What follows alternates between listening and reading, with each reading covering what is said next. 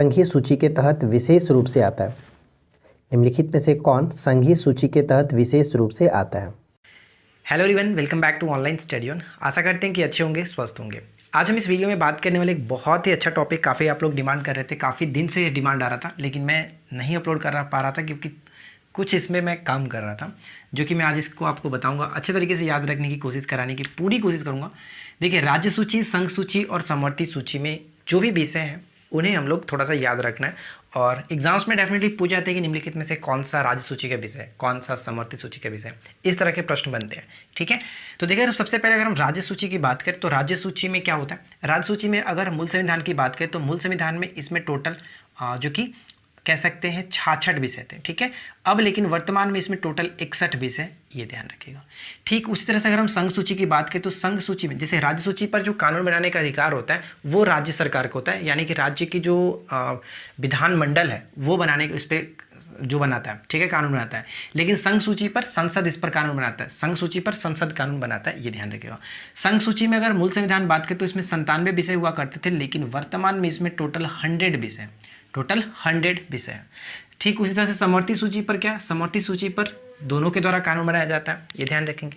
और इसमें क्या है कि मूल संविधान में टोटल 47 विषय हुआ करते थे, अभी वर्तमान में इसमें 52 है, ठीक है, 52 विषय। तो सिर्फ 52 विषय, इसमें आपका 100 है, इसमें आपका 61 है। तो इसमें से जो इंपॉर्टेंट होता है, जो एग्जाम्स में हमेशा पूछे जाते हैं, वो हम यहाँ पे लिखें, ठीक है। आप चाहो तो पहले स्क्रीनशॉट ले सकते हो, लेकिन हम आपको याद कराने की भी कोशिश करेंगे कि किस तरह से याद करना है। तो वीडियो काफ़ी इंटरेस्टिंग रहने वाली है। सबसे पहले तो वीडियो को लाइक करिए, और आज के इस वीडियो का लाइक्स का हम टारगेट रखते हैं फ्रेंड्स 1200 लाइक्स का, क्योंकि आप लोग तो कर ही रहे हो, 1000 लाइक तो आप कर ही दे रहे हो, लेकिन हमारे तरफ से आज इस वीडियो के लाइक्स का टारगेट 1200 लाइक्स रखते हैं।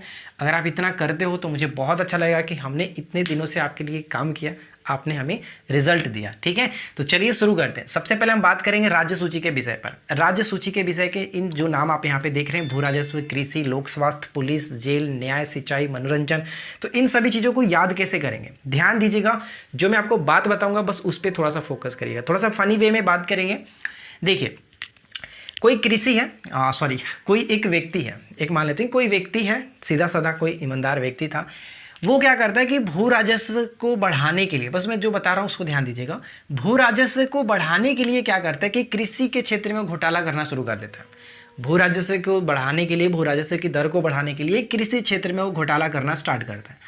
जब घोटाला करेगा तो जाहिर सी बात है कि अगर कृषि के क्षेत्र में घोटाला करेगा, कृषि में अगर कोई गलत बीज उस डाल करके उसको उत्पादन करता है, हानिकारक चीज़ों को डालकर, तो वो क्या होता है कि लोक स्वास्थ्य को हानि करेगा, लोक स्वास्थ्य के लिए हानिकारक होगा। जब लोक स्वास्थ्य के लिए हानिकारक होगा तो कोई ना कोई व्यक्ति इसकी सूचना किसे देगा, पुलिस को देगा, इसकी सूचना पुलिस को देगा। जाहिर सी बात है कि कोई व्यक्ति है वो क्या करता है कि भू राजस्व के दर को बढ़ाने के लिए, भू राजस्व को बढ़ाने के लिए कृषि के क्षेत्र में घोटाला करता है। तो इस वजह से क्या होता है कि लोक स्वास्थ्य हानि होता है, लोक स्वास्थ्य को हानि पहुंचता है, तो उसकी शिकायत पुलिस को जाती है। पुलिस आती है, पुलिस आने के बाद उसको पकड़ करके जेल ले जाएगा। पुलिस आएगा तो भाई गलत काम किया तो जेल तो जाना पड़ेगा, जेल जाएगा। लेकिन कुछ सुनवाई होने के बाद उसको न्याय मिल जाता है, न्याय मिलता है, जेल से बाहर आता है। जब इतनी सारी घटनाएं उसके साथ घट जाती है तो अब जाहिर सी बात है कि भाई वो सुधर जाएगा। जब वो सुधर जाता है तो अब क्या करता है कि सिंचाई और पशुपालन अच्छे तरीके से करने लगता है, क्योंकि वो कृषि था, किसान था तो भाई कृषि के साथ कर ही रहा था। तो अब वो अपना सिंचाई और पशुपालन अच्छे तरीके से ईमानदारी से करता है। तब क्या यहाँ पे उसको मनोरंजन, यानी कि अब मजा आने लगता है, मनोरंजन के साथ वो सिंचाई और कृषि करता है। अब वो क्या करता है, पंचायती राज। तो पंचायती राज तो आपको वैसे भी पता है कि इसमें पंचायती राज राज्य के अंतर्गत ही आता है। तो ये थोड़ा सा ट्रिक के बाहर है, लेकिन आप इनको याद रख सकते हो इस तरीके से, ठीक है। तो आशा करते हैं कि आप लोगों को यहाँ तक कोई समस्या नहीं होगी, अच्छी तरीके से याद हो जाएगा। अगर आपको यहाँ तक कोई समस्या नहीं, अगर आपने अभी तक लाइक नहीं किया तो एक लाइक ज़रूर कर दीजिएगा, क्योंकि अब इससे तो बेटर तरीके से आप याद कर नहीं सकते हो, रट कर याद करना उससे ज़्यादा बेटर है कि थोड़ा सा फनी वे में आपने याद कर लिया। चलिए एक बार फिर से रिपीट कर लेते हैं। क्या मैंने बताया आपको कि कोई किसान है, कोई व्यक्ति था जो किसान है, भू राजस्व की दर को बढ़ाने के लिए क्या करते हैं कि कृषि क्षेत्र में घोटाला करना स्टार्ट करता है। जब घोटाला करता है तो क्या होगा कि लोक स्वास्थ्य को हानि पहुंचेगा। जब लोक स्वास्थ्य को हानि पहुंचेगा तो कोई ना कोई व्यक्ति उसकी सूचना पुलिस को देगा, और पुलिस क्या करेगा, पुलिस आएगा तो उसको पकड़ करके जेल में डालेगा। जेल में डालने के बाद कुछ समय के बाद उसको न्याय मिलेगा। जब न्याय मिल जाएगा, जब उसके ऊपर इतनी सारी प्रॉब्लम हो जाएगी तो उसका माइंड सुधर जाएगा कि हाँ अब मुझे गलत काम नहीं करना है। तो अब क्या करता है कि वो किसान था ही तो सिंचाई और उसके बाद पशुपालन को अच्छे तरीके से करने लगेगा, तो उसको मनोरंजन होने लगा, किस में, तो पशुपालन और सिंचाई करने में मनोरंजन होने लगा, तब वह आपका ये क्लियर हो जाता है।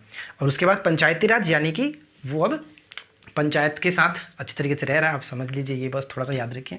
तो ये हो गया हमारा राज्य सूची के अंतर्गत। राज्य सूची के अंतर्गत मूल संविधान में 66 विषय थे, वर्तमान में 61 है। अब हम लोग बात करते हैं संघ सूची के जो विषय हैं उनको याद रखने का कुछ तरीका देख लेते हैं। तो देखिए, संघ सूची के विषय के नामों को याद रखने का बहुत अच्छा तरीका है, मैं आपको बता रहा हूँ।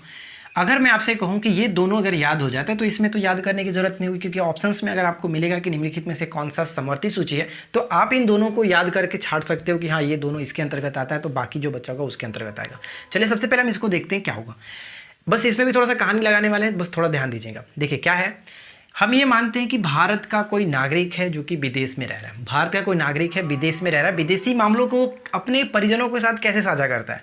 विदेशी मामलों को वो कैसे साझा करता है? या तो रेडियो के माध्यम से बताएगा, टेलीविजन के माध्यम से उसके पता चलेगा, या फिर वो डाकघर के माध्यम से अपना जो भी खबर होगा, विदेशी मामले होंगे, वो अपने परिजनों को सुनाएगा।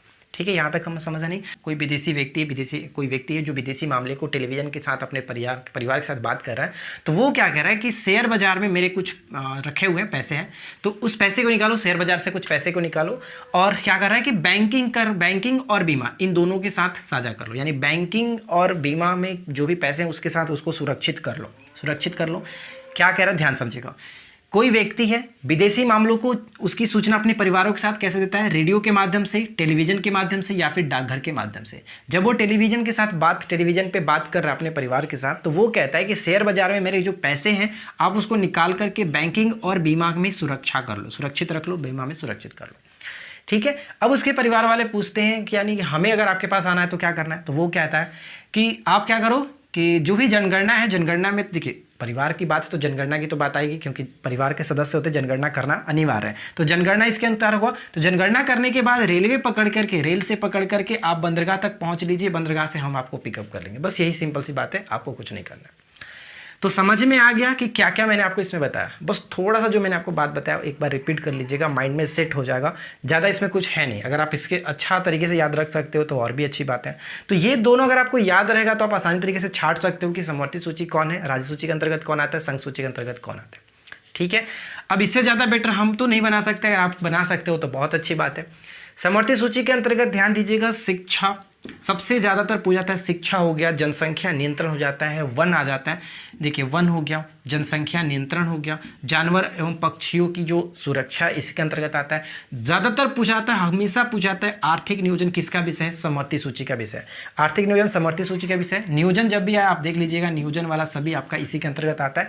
परिवार नियोजन, आर्थिक नियोजन, सामाजिक नियोजन, जनसंख्या नियंत्रण बहुत इंपॉर्टेंट है, जनसंख्या नियंत्रण ध्यान रखेंगे। वन आ गया, जानवर एवं पक्षियों की सुरक्षा, योजना आयोग, विवाह और साथ ही साथ विवाह विच्छेद यानी कि जो डिवोर्स होता है, तलाक होता है, इसके अंतर्गत। समाचार पत्र आपको पता है कि बिहार में अलग जारी किया जाता है और केंद्र में अलग, इस तरह से हो सकता है, दोनों अलग अलग होता है। ठीक है, तो एक नेशनल न्यूज़ समझ लीजिए और एक आपका स्टेट का न्यूज़ समझ लीजिए, समाचार पत्र इस तरह से। श्रम कल्याण इसके अंतर्गत आएगा, और आपराधिक मामले भी आपके दोनों में आएंगे, आपराधिक मामले भी समवर्ती सूची के अंतर्गत आता है। ठीक है फ्रेंड्स, तो आई होप कि आप लोगों को यहाँ तक इस टॉपिक में कोई समस्या नहीं होगी। सबसे अच्छी जो बात है, आपको बस ये दो याद रखना है। इन दोनों को अगर आप एक बार अच्छे तरीके से समझ लेते हैं, याद रख लेते हैं, तो तीसरे को छांटने में कोई ज़्यादा दिक्कत नहीं होगी। और इसमें भी ज़्यादा कुछ है नहीं, आप बस 2-3 चीज़ों को याद रखिए, जैसे कि शिक्षा हो गया और आर्थिक नियोजन याद रखिए, वन याद रखिए, जनसंख्या नियंत्रण याद रखिए। बस इससे ज़्यादा आप इसमें तो ज़्यादा पूछा नहीं जाता, बस यही 3-4 है जो कि बहुत बार रिपीट होता रहता है, और इसमें आपको हमेशा कुछ ना कुछ देखने को मिलता रहता है। तो आई होप कि आपको ये टॉपिक समझ में आ गया होगा। वीडियो कैसा लगा नीचे कमेंट करके बताइए, और जो मैंने आपको बताया ये आपको समझ में आया और अच्छा लगा कि नहीं लगा, ये भी कमेंट करके बताइएगा। हम मिलते हैं आपके साथ किसी और वीडियो में नेक्स्ट टॉपिक के साथ। तब तक वीडियो को लाइक करिए, चैनल को सब्सक्राइब करिए, और बाकी के टॉपिक को नहीं देखा है तो टॉपिक को देखते रहिए। चलिए हम मिलते हैं नेक्स्ट क्लास में। Thanks for watching. देखिए सबसे पहला क्वेश्चन क्या कह रहा है कि मूल संविधान में क्षेत्रीय महत्व के 66 विषय राज्य सूची में थे, अब उनकी संख्या कितनी है? तो अभी जस्ट मैंने आपको बताया कि मूल संविधान में 66 विषय थे, लेकिन अब इसकी जो संख्या हो गई है वो 61 हो गई है। तो यहाँ पे सही आंसर क्या बन जाएगा? ऑप्शन हम ए को टिक करेंगे। ठीक है, ए बिल्कुल सही होगा। सेकेंड क्वेश्चन कि मूल संविधान में समवर्ती सूची के अंतर्गत विषयों की संख्या 47 थी, यानी कि मूल संविधान में 47 विषय थे, लेकिन अब इसकी संख्या कितनी हो गई है ये आपको बताना है। तो अब इसकी संख्या हो गई है 52। ठीक है, 52, ये चीज़ याद रखना है, बहुत इंपॉर्टेंट हो जाता है। चलिए इसके बाद हमारा क्वेश्चन नंबर 3 है कि पंचायती राज विषय है, पंचायती राज किसके अंतर्गत आने वाला एक विषय है? तो अभी जो आपको ट्रिक बताया गया था उसमें आपने देखा था कि पंचायती राज जो विषय है वो राज्य सूची का विषय है। राज्य सूची यानी ऑप्शन सी बिल्कुल सही आंसर बनेगा। क्वेश्चन नंबर 4, भूमि सुधार किसके अंतर्गत आता है? भूमि सुधार जो है वो किसके अंतर्गत आता है? तो जाहिर सी बात है भूमि जो है वो राज्य सूची के अंतर्गत ही आएगा, यानी सही आंसर हो जाएगा ऑप्शन सी। ठीक है, सी। अगला प्रश्न है कि आर्थिक नियोजन विषय है। आर्थिक नियोजन विषय है, आर्थिक नियोजन विषय किसके अंतर्गत आता है? तो ये सही आंसर हो जाएगा ऑप्शन सी, समवर्ती सूची के अंतर्गत आता है आर्थिक नियोजन। ठीक है, आर्थिक नियोजन समवर्ती सूची के अंतर्गत आएगा, ऑप्शन सी को टिक करेंगे। क्वेश्चन नंबर 6 देखिए क्या कह रहा है, निम्नलिखित में से कौन सा विषय समवर्ती सूची में है? बताइए कौन सा विषय समवर्ती सूची में है? तो अभी हमने देखा था कि 42वें संविधान संशोधन के अंतर्गत जो कि शिक्षा, वन, इन सभी को समवर्ती सूची के अंतर्गत डाला गया था। तो शिक्षा यहाँ पे समवर्ती सूची के अंतर्गत आएगा, इसलिए बी बिल्कुल सही आंसर बन जाता है। चलिए आगे बढ़ते हैं और क्वेश्चन नंबर 7 देखिए, भारतीय संविधान की 7वीं अनुसूची के अंतर्गत संघ सूची में निम्नलिखित में से किसका उल्लेख नहीं है? यानी कि संघ सूची में नहीं है। तो हमने देखा था बैंकिंग, बीमा, जनगणना ये सभी के सभी संघ सूची के अंतर्गत आता है, लेकिन जेल जो है वो राज्य सूची के अंतर्गत आता है, इसलिए कि ऑप्शन डी को टिक करेंगे। ठीक है, डी करेक्ट होगा, जेल। अगला प्रश्न है कि निम्नलिखित में से कौन सा विषय संघ सूची के अंतर्गत समाविष्ट है? संघ सूची के अंतर्गत, तो ध्यान देना है कि संघ सूची के अंतर्गत कौन सा आएगा? यहाँ पे जनगणना संघ सूची के अंतर्गत आता है, यानी कि सही आंसर क्या हो जाएगा? ऑप्शन बी, जनगणना संघ सूची के अंतर्गत आता है। चलिए इसके बाद हम आगे बढ़ते हैं और अगला क्वेश्चन देखते हैं। क्वेश्चन नंबर 9 देखिए, निम्नलिखित में से कौन राज्य सूची में नहीं है? राज्य सूची के अंतर्गत नहीं आता है, बताइए कौन? तो अभी आपने देखा था सुरक्षा जो है वो किसके अंतर्गत आता है? संघ सूची के अंतर्गत, सुरक्षा संघ सूची के अंतर्गत, यानी ऑप्शन डी को टिक करेंगे। चलिए क्वेश्चन नंबर 10 देखिए, क्या कह रहा है कि सामाजिक सुरक्षा और सामाजिक बीमा किसके अंतर्गत आने वाला एक विषय है?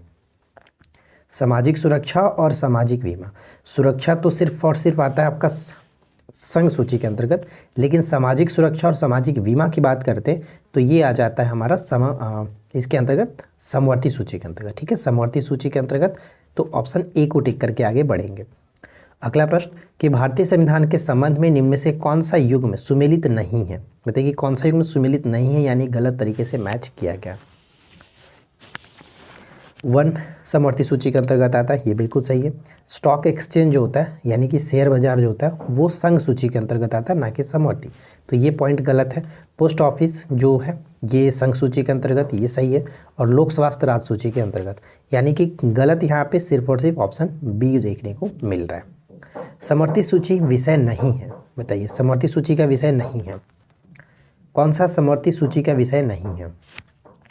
अभी हमने बात किया था लोक स्वास्थ्य जो है वो राज्य सूची के अंतर्गत आता है, इसलिए यहाँ पे ऑप्शन डी को टिक करेंगे, ये राज्य सूची का विषय है, तो डी करेक्ट होगा। क्वेश्चन नंबर 13 देखिए, 42वें संविधान संशोधन द्वारा वन, शिक्षा, प्राणियों का संरक्षण, नापतोल को किस सूची में स्थानांतरित किया गया? किस सूची में स्थानांतरित किया गया? पहले ये राज्य सूची के अंतर्गत आता था, लेकिन अब इसको समवर्ती सूची के अंतर्गत शामिल कर दिया गया, यानी सी बिल्कुल करेक्ट आंसर होगा। क्वेश्चन नंबर 14 है कि आर्थिक और सामाजिक योजना जैसे विषय किस सूची के अंतर्गत आते हैं? आर्थिक और सामाजिक योजना जैसे विषय किस सूची के अंतर्गत आते हैं? तो ये समवर्ती सूची के अंतर्गत आएगा, सी को टिक करेंगे, समवर्ती सूची के अंतर्गत। अगला प्रश्न कि पुलिस, न्याय, स्थानीय स्वशासन, स्वास्थ्य, कृषि, सिंचाई आदि विषय किस सूची में रखे गए? तो ये सभी आपको पढ़ने से ही क्लियर हो गया होगा कि हमने क्या देखा था। बिल्कुल सही है, राज्य सूची के अंतर्गत ये सभी आते, तो ऑप्शन बी बिल्कुल सही होगा, राज्य सूची के अंतर्गत। नेक्स्ट पॉइंट है कि निम्नलिखित में से कौन सा विषय राज्य सूची से सम्मिलित नहीं है? कौन सा विषय जो कि राज्य सूची से सम्मिलित नहीं है? तो राज्य सूची नहीं, शिक्षा होगा। शिक्षा जो होता है वो समवर्ती सूची के अंतर्गत आएगा, इसलिए ऑप्शन डी को टिक करेंगे। ठीक है, समवर्ती सूची। राज्य सूची से हटा करके समवर्ती सूची में लाया गया, बताइए कौन? राज्य सूची से हटा करके समवर्ती सूची में लाया गया था कौन? तो वन। ठीक है, वन हो गया, शिक्षा हो गया, पर्यावरण संरक्षण हो गया, और साथ ही साथ हमने एक चीज़ देखा था उसमें क्या था, नापतोल। ठीक है, ये सभी राज्य से हटा करके समवर्ती सूची के अंतर्गत लाया गया था। नेक्स्ट वन है कि राज्य सूची का विषय है, राज्य सूची का विषय है। न्याय जो होता है वो राज्य सूची का विषय होता है, यानी ऑप्शन ए को टिक करेंगे, न्याय राज्य सूची का विषय। समवर्ती सूची का विषय है, बताइए निम्नलिखित में से कौन समवर्ती सूची का विषय है? तो विवाह और विवाह जो विच्छेदन होता है वो समवर्ती सूची के अंतर्गत देखने को मिलता है, ऑप्शन डी। अगला प्रश्न कि संघ सूची का विषय नहीं है, संघ सूची का विषय नहीं है। जो पुलिस होता है वो राज्य सूची के अंतर्गत आता है, इसलिए ऑप्शन ए होगा, ऑप्शन ए को टिक करेंगे। अगला प्रश्न कि निम्नलिखित में से कौन संघीय सूची के तहत विशेष रूप से आता है? निम्नलिखित में से कौन संघीय सूची के तहत विशेष रूप से आता है? तो संघीय सूची के अंतर्गत अगर हम बात करें तो ये विदेश मामला बिल्कुल सही होगा, विदेश मामले जो होते हैं वो संघ सूची के अंतर्गत आता है, ऑप्शन डी। अगला प्रश्न कि जनगणना बताइए कि किसका विषय है? जनगणना किसका विषय है? बहुत ही सिंपल सी बात है, जनगणना हमने क्या देखा था? राइट आंसर हो जाएगा ऑप्शन ए, संघ सूची का विषय है। जनगणना संघ सूची का विषय है। और यहाँ पे एक क्वेश्चन है जिसका राइट आंसर मैं नहीं बताऊंगा, चलो मैं इसका बताता हूँ, अगला मैंने नहीं बताऊंगा। श्रम कल्याण, कारखाने और समाचार पत्र किसके अंतर्गत आते हैं? तो ये समवर्ती सूची के अंतर्गत आते हैं, ठीक है, समवर्ती सूची के अंतर्गत आते हैं। और अगला प्रश्न जो कि हम लोग ऑलरेडी डिस्कस कर चुके हैं, भारतीय संविधान की 7वीं सूची के संदर्भ में पुलिस और लोक स्वास्थ्य विषयों को किसके तहत रखा गया? ऊपर मैंने बताया था पुलिस किसके विषय आता है, लोक स्वास्थ्य किसके अंतर्गत आता है। तो आप बताइए कमेंट करके कि 24 का आंसर क्या होगा आपके अकॉर्डिंग, 24 का राइट आंसर क्या होना चाहिए, ठीक है। चलिए इसके बाद आज की इस वीडियो का आखिरी क्वेश्चन है, निम्नलिखित में से कौन सा या फिर कौन से सूची का और विषय के साथ युग्म सुमेलित है? ध्यान दीजिएगा, सही सुमेलित हमें बताना है कि कौन सही तरीके से मैच किया गया। तो चलिए देख लेते हैं। कृषि जो होता है वो किसके अंतर्गत आता है? गलत है, ये राज्य सूची के अंतर्गत आएगा। मछली पालन राज्य सूची के अंतर्गत बिल्कुल सही है। कृषि आय पर जो कर है ये गलत है, क्योंकि ये समवर्ती सूची के अंतर्गत यहाँ पे राज्य सूची के अंतर्गत आएगा। तो ये पॉइंट आपका गलत है, सिर्फ और सिर्फ सही हमें देखने को मिलेगा केवल और केवल दो, केवल और केवल दो। ऑप्शन हम सी को टिक करेंगे, ठीक है। तो यहाँ पे सही आंसर हमारा ऑप्शन सी हो जाएगा। तो आशा करते हैं फ्रेंड्स कि आप लोगों को ये टॉपिक अच्छी तरीके से कवर हो गया होगा। वीडियो अच्छा लगा हो तो वीडियो को लाइक करिए, अपने फ्रेंड के साथ ज़्यादा से ज़्यादा शेयर करिए। चैनल पे पहली बार आए तो सब्सक्राइब करके नोटिफिकेशन बेल आइकन को ऑल पे सेट कर लीजिए इसी तरह की रोजाना न्यू वीडियोज़ के लिए। मिलते हैं नेक्स्ट क्लास में किसी नए टॉपिक के साथ। Thanks for watching, keep learning, have a good day.